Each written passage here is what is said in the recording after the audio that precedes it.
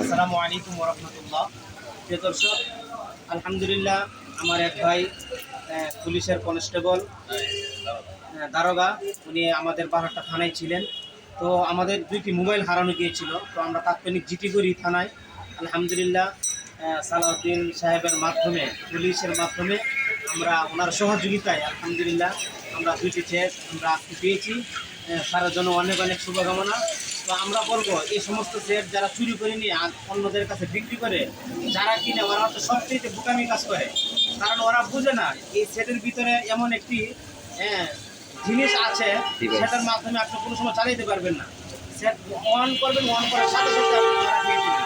আলহামদুলিল্লাহ আমার সারার জন্য অনেক অনেক শুভকামনা রইল।